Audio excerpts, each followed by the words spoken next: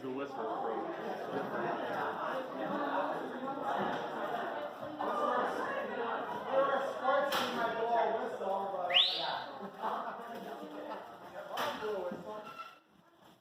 Good morning, Kelsey. I'm just going to get set up real quick.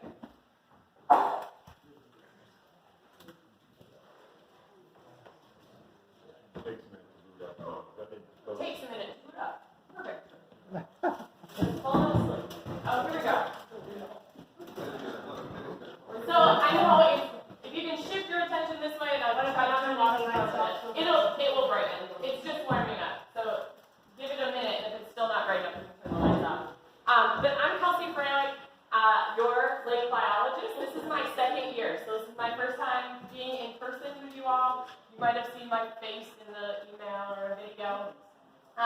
But during the school year, I'm a biology teacher down south in St. Joe, Michigan.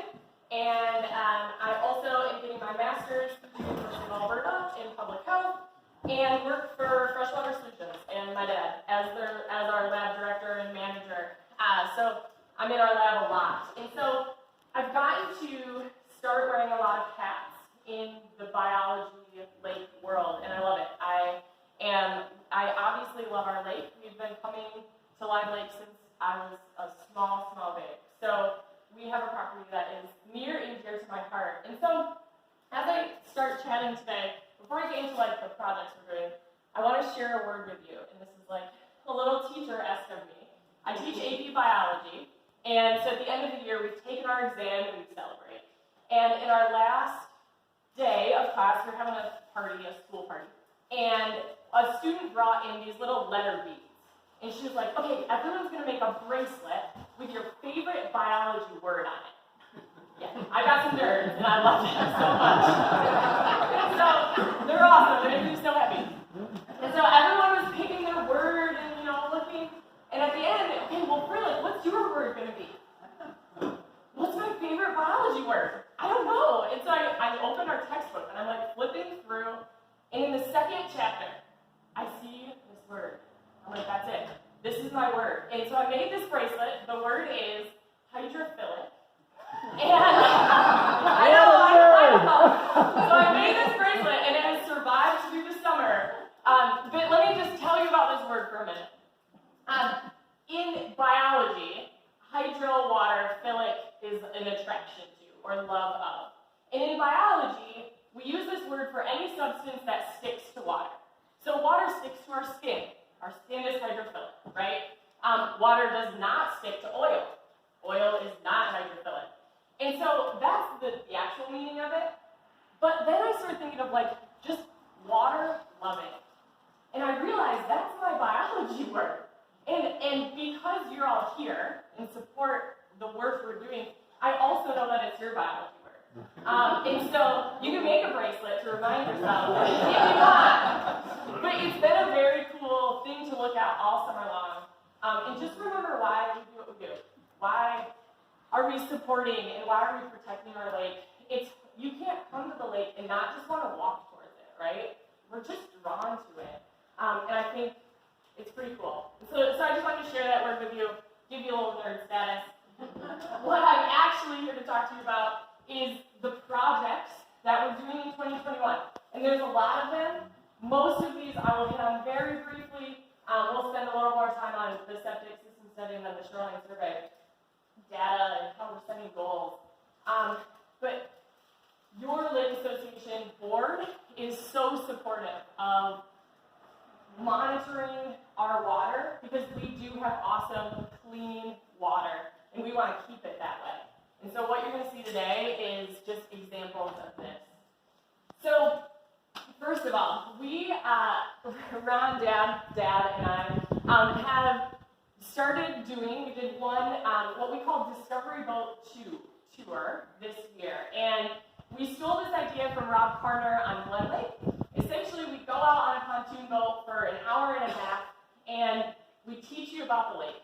We teach you what's in our lake, what's important to our lake, how can we help our lake. It's all about education and fun and beauty. And so we took an inaugural trip this summer with some board members and others. And we hope to expand this in the future. It went very well. It was very fun for us. It turned out to be a beautiful night. So we get to just spend more time on our water, and so that we can appreciate it better. So I would just say to you, stay tuned. Look in those emails, because we're hoping next summer to open it up to association members and give you the option to come out and see what's going on in our lake in a different way. So that's one thing we did this summer. Another, and this is what we have the table set up in the back for, but we do surveys of our aquatic gardens. Some people call these weed beds, but I prefer aquatic gardens if I had a choice of what we call them. So we go around the lake and we throw this rake, and it's just double-sided, taped together with electrical tape. We throw this rake in all of the cardinal directions, the 4 cardinal directions, and you pull up all the plants that are on, that come up, and we look at them and say, what's here, and is it good or not good for our lake? And so we do this several times throughout the summer, and we have lots of native plants. So all the plants on the right, and that's just a few, I just chose a couple, but we have native milfoil. This is called Cara, it's actually an algae. Lots of species of potamogeton, bladderwort. These are all healthy. The fish love them, we love them. Let's keep it going. What we don't have, but what we're looking for, specifically is Eurasian water milfoil. Because as you've heard a couple times already, Lake Leelanau has a big problem. And we don't want to have that problem.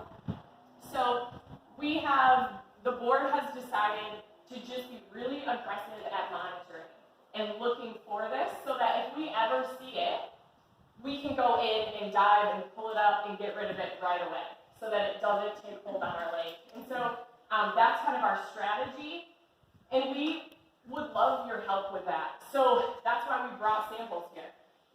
My email will be at the end of this presentation, and if you ever see something suspect come on shore, take a picture and send me an email.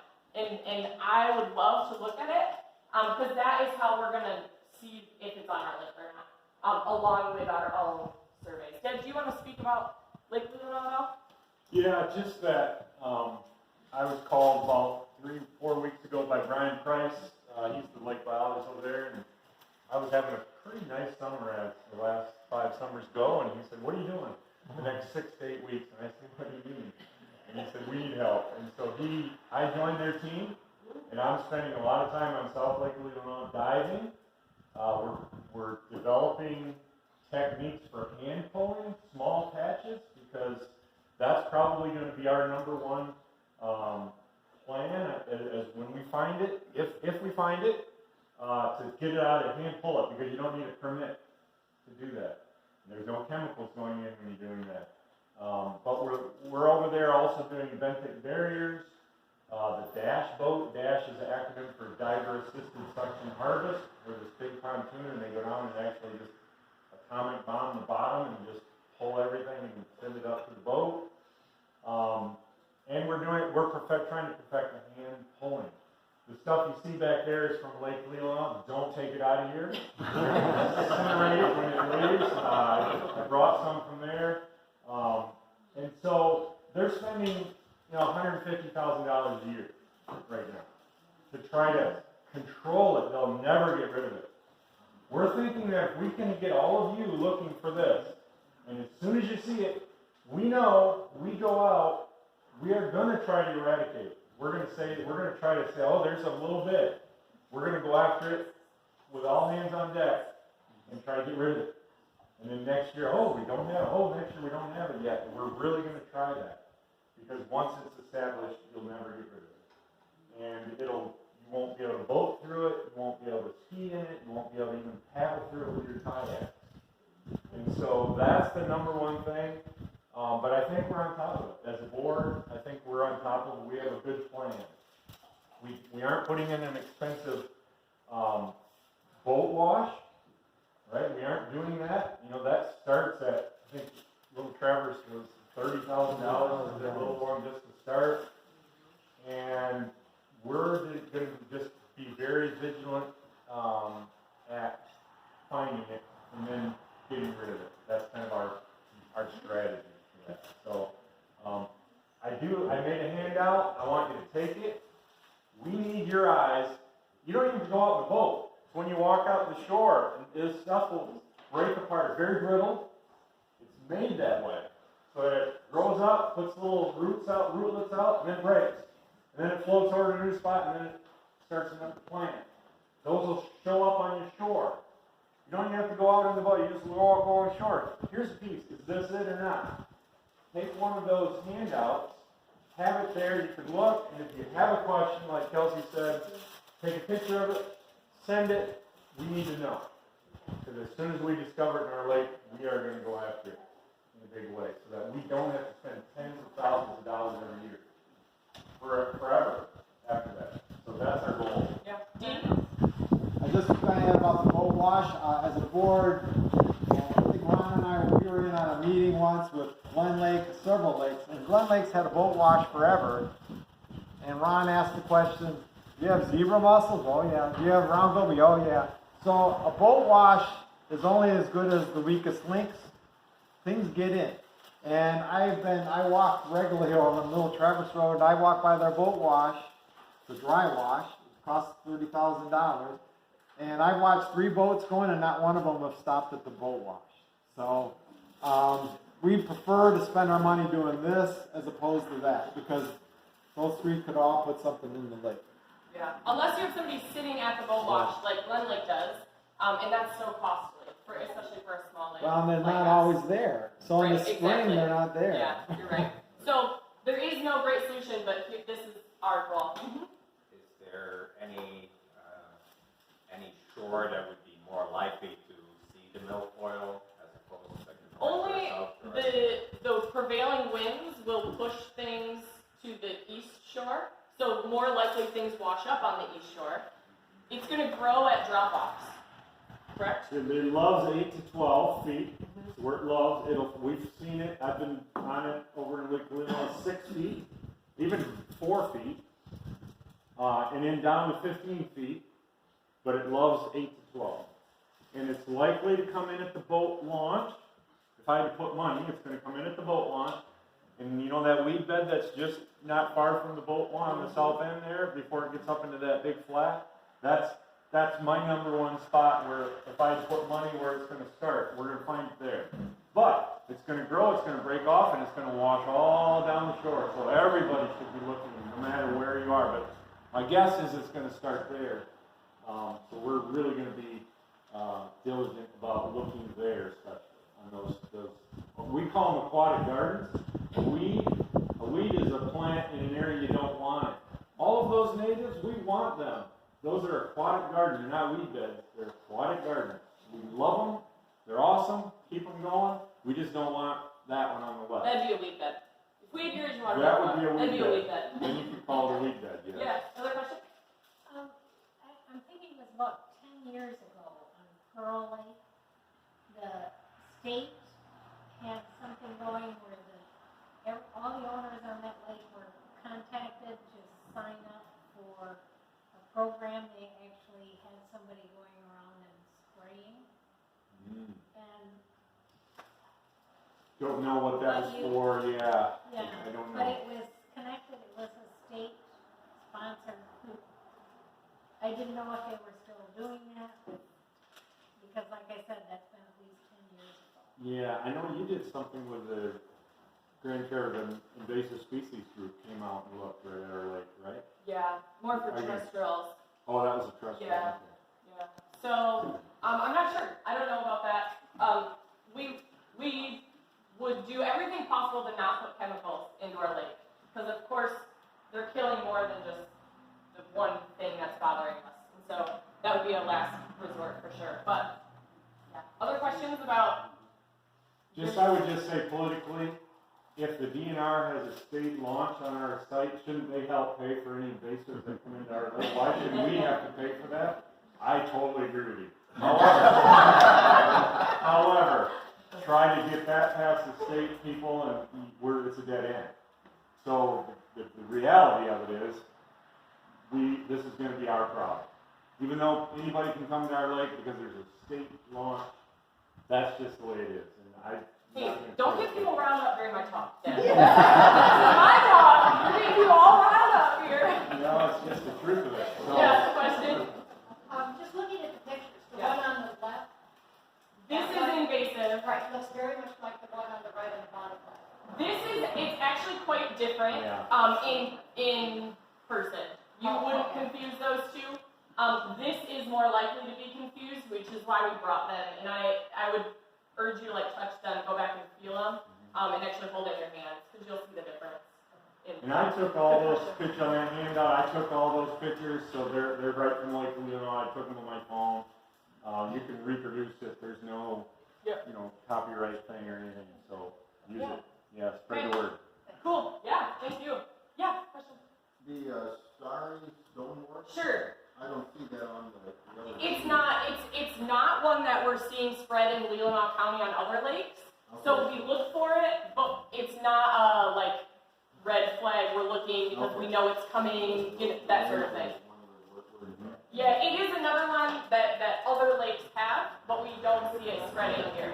So great question. Thanks for pointing that out. Okay. Project number three. I do algal surveys throughout the summer, which this is one of my favorite parts because remember the nerd thing about me.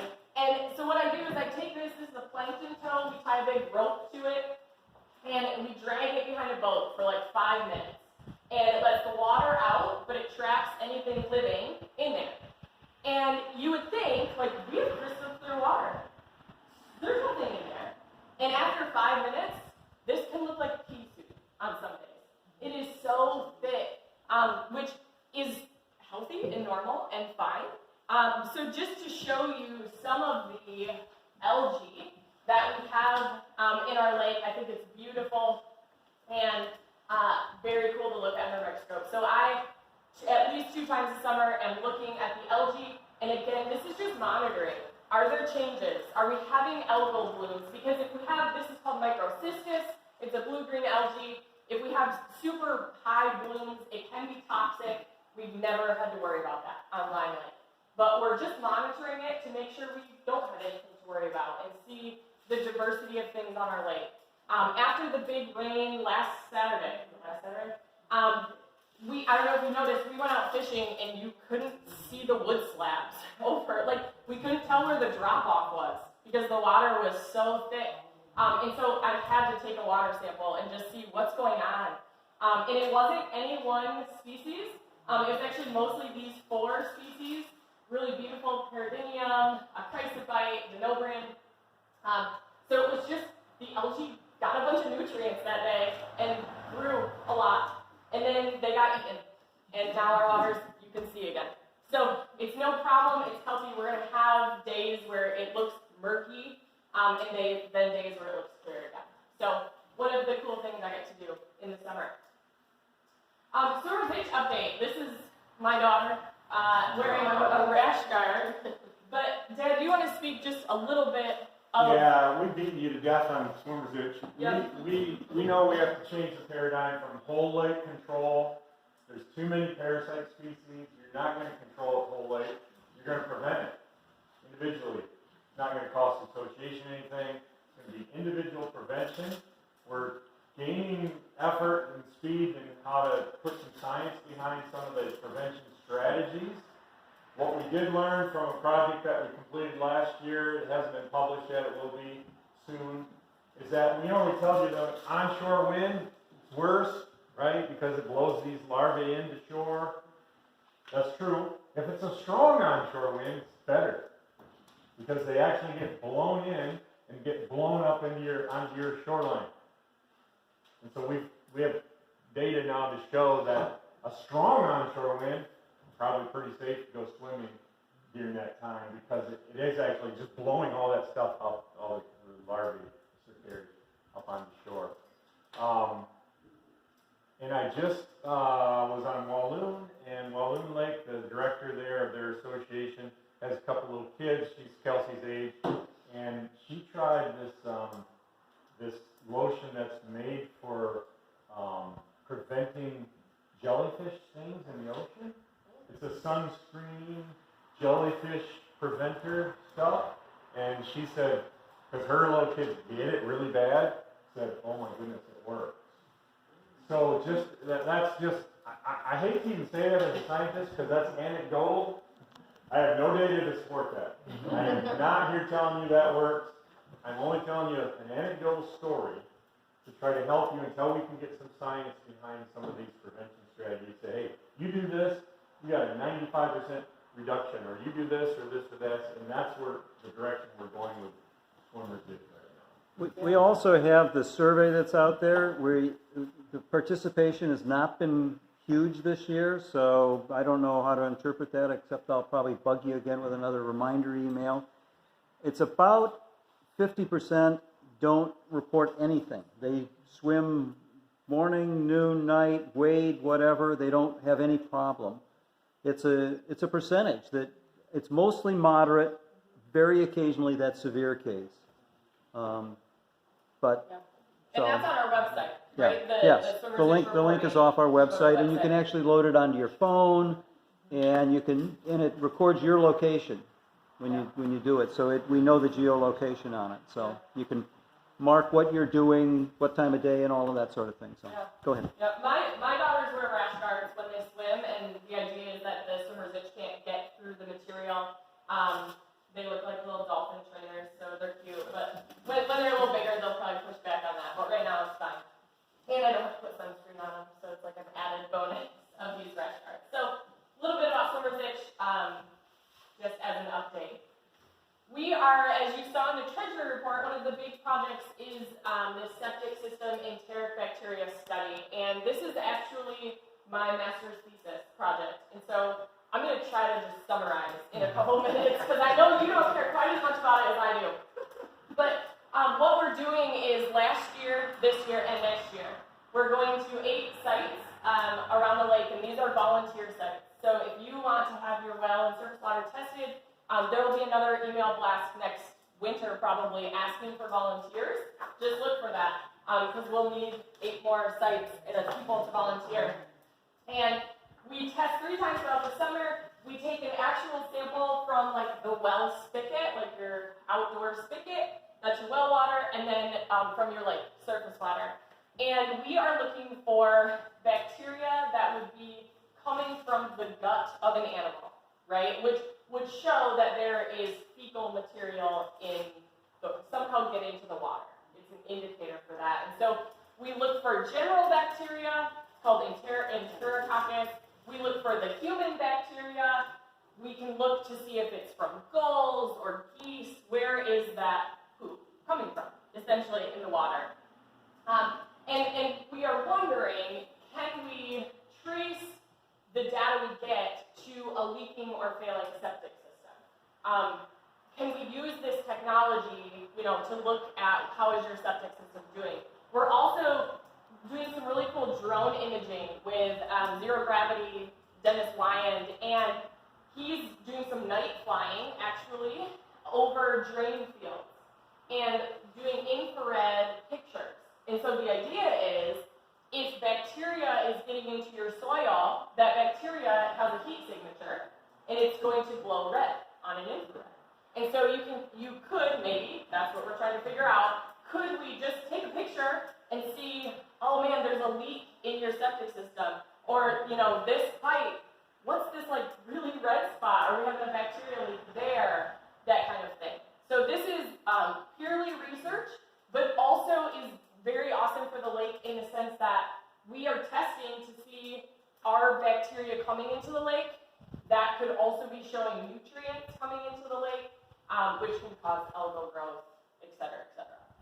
And so this is a big project. I'm happy to discuss more with you later if you have questions about that. Yeah? I probably should read my emails more thoroughly, but we're one of the sample sites. Will we get a report on our individual locations? Yes. Was last year's, is it part of the final report? No, because it's individual. Yeah, we keep all the information private, so yours won't be. No one will be able to say, "Oh, yours is no," but you'll get yours. Yeah. Yes, we want the volunteers to know just on theirs you'll get your. Yep. And in those infrared images, this is the first summer that they're doing that, and there's some places where they go up and they can actually we can see where your pipes are under the ground with a heat signature. And it's crazy. And we have one that's sort of a control of our place, and there's a spot right in the middle of it that's the same color as the tank. And the tank is really red because it's like that's where all your stuff is warm, right? And there's a spot there, and like, oh. What's going on there? So we're gonna do a little augering and see like, is there a break there? Is there something? So it's really new technology. It's quite interesting. Maybe you're gonna talk about it, but you know, this is not to be like a big brother looking over your shoulder. This is strictly for education. We want you to know. We want to be able to tell you, hey, it looks good, or we saw this. The board is not interested in, oh, well, you've got to fix your. No, we're not. It's strictly education, and we appreciate the volunteers. And Of course, yeah. the diary that you keep as far as how many people are in the house, Yeah. we turn that in at the end of the summer. Yep. So the volunteers are also just keeping a record of how many people are at their residence. Because of course, if you're never there all summer, your septic system isn't getting used at all. And so we're also looking for just having a group of, all your family up for the weekend. Does that do something to the sampling and all of that? So yeah, at the end of the summer. For houses that are not on the lake, maybe they're on the other side, or Yeah. they're way back, Yep.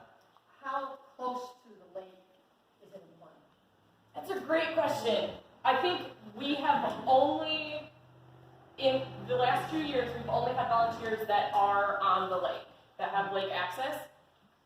Not to say you couldn't, not to say your septic system couldn't be leaking into the groundwater and getting into the lake. But I don't know how far away is safe. You know what I mean? Yeah, good question. Might still be getting in the groundwater. Say it again. It might still be getting in the Right, groundwater. exactly. If it can get all the way in the groundwater, then that's, much more fluid down there. All right, and then the last one, and this is where, as a lake association, we've set goals and done some really cool stuff. So in 2019, Dennis Lyon, again, did a shoreline survey of Lime Lake, where he flew a drone. That was just an image or a video of it. He flew a drone around the lake and took imagery of just the shoreline. So not of houses, not of anything, just that strip along. And then I analyzed that drone footage, and I'm the only person I think that's ever looked at that video, and looked for a variety of things, done an analysis on it. And at first, the first time I looked through it, I said, okay, I just took some screenshots of things, and we should look at this area. And then we kind of said, well, we want something more useful. And so we've developed a way to use this data that I'll show you in just a second. But here's some images. These are just screenshots, not even from Lime Lake necessarily. But here's some things that I would look for as I'm analyzing this drone survey. This we would call a detectable algal growth. There's algae growing there. It could be Cladophora, which can sometimes show nutrients coming into the lake. But I actually went and looked at this algal growth, and I saw that it was Spirogyra, which I was very excited about because it's my favorite algae. So this is just, here's some area for maybe concern. Are there nutrients coming in here, or is it totally normal and you have algae there every year? Okay, it's something we can look at. Another thing we would look for are natural shorelines or green belts. And I'm going to talk a lot more about green belts in a second. But this is a beautiful natural shoreline. They have a little bit of riprap. And then here they have purple loosestrife, which is an invasive species. Luckily, we don't have purple loosestrife around Lime Lake. That's awesome. Little Traverse has a big purple loosestrife problem. So again, we're keeping an eye out on Lime Lake for it. But just something I would be looking for as I look through this video footage. Here, a few things. I would notice this property has a great green belt. Okay, they got some plants planted along the frontage. Them or their neighbors also have a lake water irrigation system.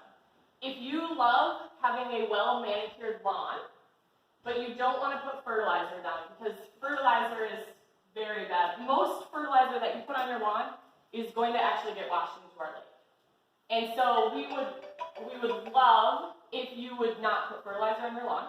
And this is a great alternative because it pulls water from the lake through your sprinkler system, and then it waters your lawn. And so it just takes the nutrients that are already in your lake, puts it on your lawn, it's actually cleaning on it. How great, okay? This is a great alternative if you have a sprinkler system. And then I would also say, like, they have some riprap here. So riprap is anything that's placed along the shoreline, rocks, wood, etc., usually to try to prevent erosion. And that, along with seawalls, so a seawall is, they call it the turtle test to tell the difference. If a turtle can climb up the rocks, it's a riprap. If it's so steep that the turtle cannot climb up, it's a seawall. Okay, so we have both on our lake. Both cause what we call hardening of the shorelines, which is not ideal. I totally understand not wanting erosion to occur on your shorelines. However, water, your lake, it is a breathing organism. And sometimes it's going to expand, and then it's going to go back down.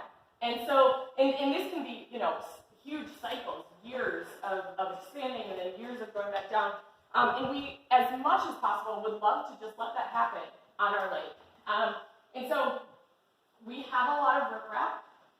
If you're interested in being a little more eco-friendly, I'd love to talk to you about core logs or planting some plants instead, because a greenbelt can have some of the same structure as riprap can. And so that's just something I would look at through the drone survey. Could you go back to that slide? Please. Just a swimmer's itch now. Lake is having a real fight with yellow iris right now on some of their property. And so this is one of the benefits of that shoreline survey. We can mark where we see it. If I was marking algal growth, I'm not going to put that map up here, but that would be, if I saw algae growing in this survey, we're going to head out and just see what it is, just for more info. Again, we're not pointing fingers at anyone, but like, maybe it's Spirogyra, cool. Maybe it's a different normal algae, okay? And so at the end of all of this, we got percentages for that drone survey of what percentage of our properties have different things.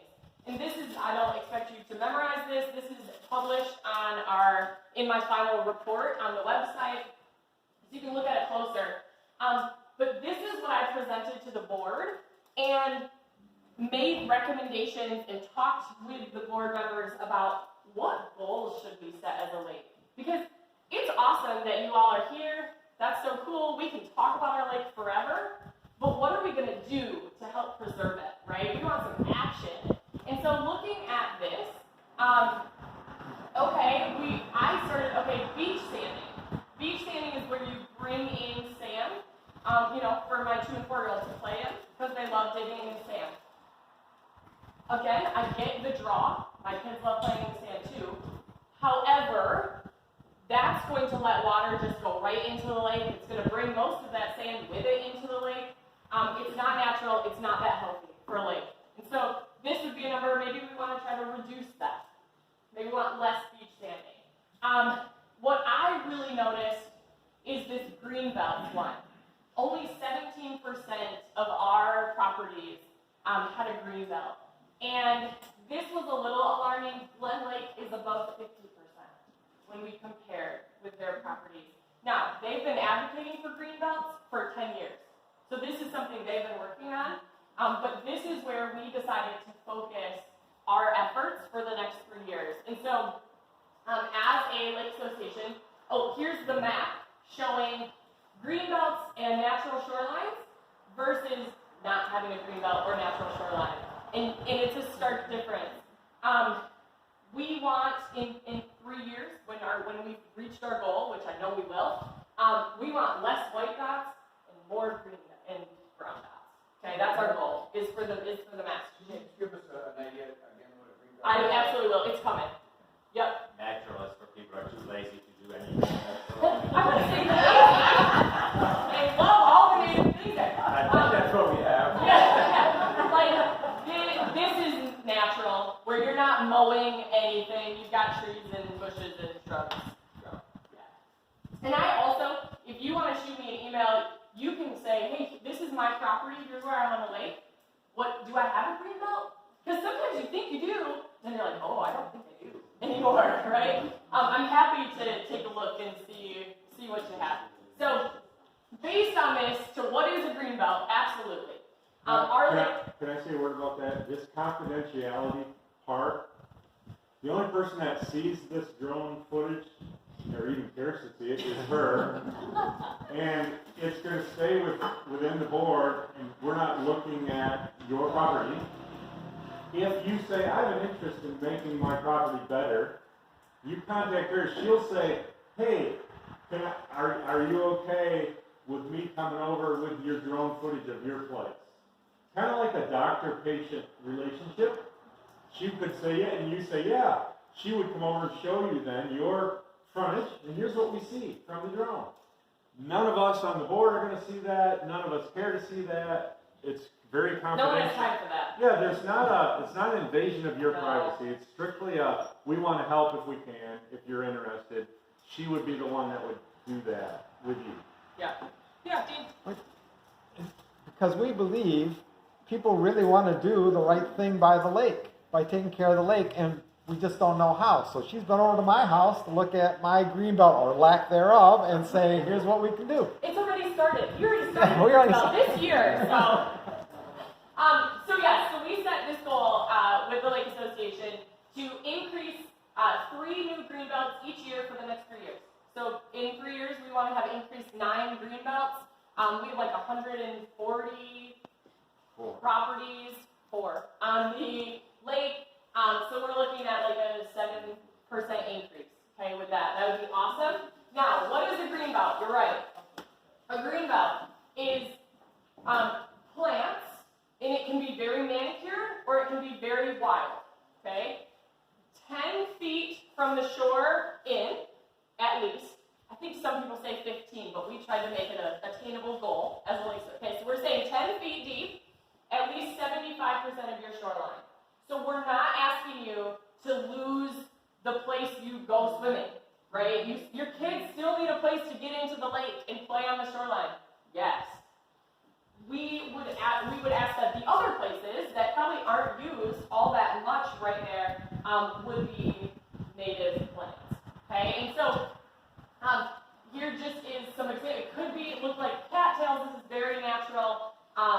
Ferns. This says this greenbelt is busy cleaning our lake, and that's really what it does. So let's talk about greenbelts for a second. There's a lot of benefits to have this native plants growing on the shoreline.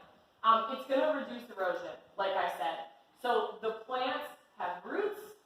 The deeper the roots go, the harder they're going to hold onto that soil around them. And so you're going to have less erosion just by having some shrubs down on your shoreline. Awesome. It keeps the geese and other waterfowl out of your yard. I know that's a big concern for people and not great for many reasons for our lake. But who wants goose poop on their lawn? They love a well-manicured lawn to walk up on. So easy for them, okay? This keeps them away in most cases. They're gonna find other places. I think it's beautiful. I love walking down to our shoreline and looking at the swamp milkweed that's flowering and the wildlife like butterflies that are coming in. I tell you what, my girls love looking for the butterflies, right, in our flowers. And so that's other benefits. Before I get to the last one, I would say last night we had an added benefit in our green belt. My dad's green belt, okay. We pretend it's ours too.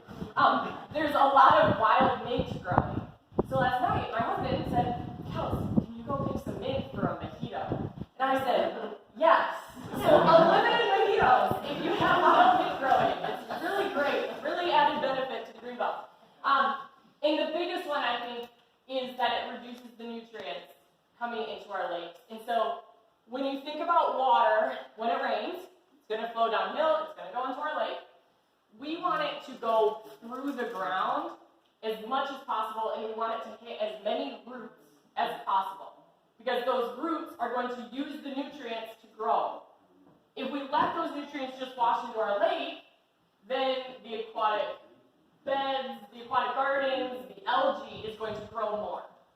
don't want that.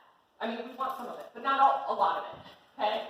And so the more we can reduce the nutrients going into the lake, the better, and the best way to do that is to have a green belt. It matches very well with the Shoreline Stewardship Program. That's part of it.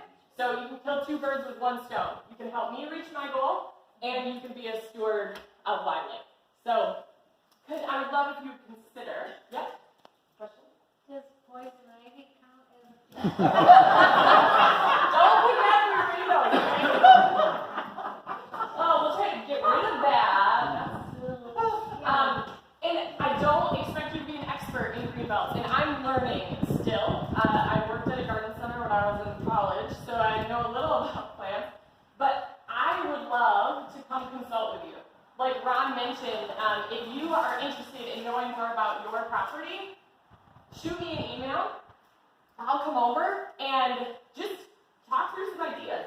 Okay, where do you go into the lake the most? Let's keep that easily accessible. Where do you not really? Okay, could we not mow this part? Could we plant some things here? And so that's part of my job. I was at Dean's house. It's a blast. I love seeing people's frontages and just chatting about how we can be healthier for the lake. The Lake Association has actually, for the next few years, offered matching funds of up to, is it $200 to go buy new plants for your greenbelt.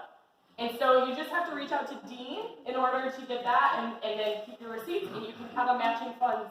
I love that the Lake Association is backing up the goal for us and willing to put forth an effort. And then in the back, I also have that Shoreline Living magazine, and I have more of them if you want to take a few. But it just gives some beautiful ideas, education about how to make green belts and beautiful shorelines. And so I'd love to talk to you more about making your property have a green belt if it does not. I've had 3 consultations this year, people who are willing to take steps towards a green belt, which is awesome, but I'm still here for a few weeks, so it's not too late to have me come over and chat about it this year, so you can be ready for next spring as well, when you want to plant things and all of that. And then this is just my one little thing, if you will. As a lake biologist, we've been kayaking and canoeing around the lake and paddleboarding, and I'm seeing a lot of golf balls out there. And I just don't know, it seems so innocent to hit your golf balls in the water. But you would never just take your water bottle and throw it in the lake. We would never do that. So why would we hit golf balls? It's the same plastic. It's going to break down in 100 to 1,000 years, and it's going to put this microplastics into our water that all of our algae and fish and zooplankton are going to take up, and it's going to hurt our environment. And so I just urge you that if you must, hit golf balls into the lake. Either use biodegradable golf balls, which I Googled, they have it. They made these, okay? They know that people want to hit golf balls into the lake, or go out and retrieve them. I don't know, maybe you've got some kids who like to go swimming. Okay, but it is essentially throwing a water bottle in the lake, and if we could reduce that, that'd be awesome. So, with that, here's my email, kelsey.froelich@gmail.com, and what questions? We've had a few, yeah? We kind of don't talk about the zebras a lot. The zebra mussels, sure. Can you get rid of those guys? Well, I was going to win a Pulitzer, right, if I got rid of them? Is that what it was? Yeah. Crayfish.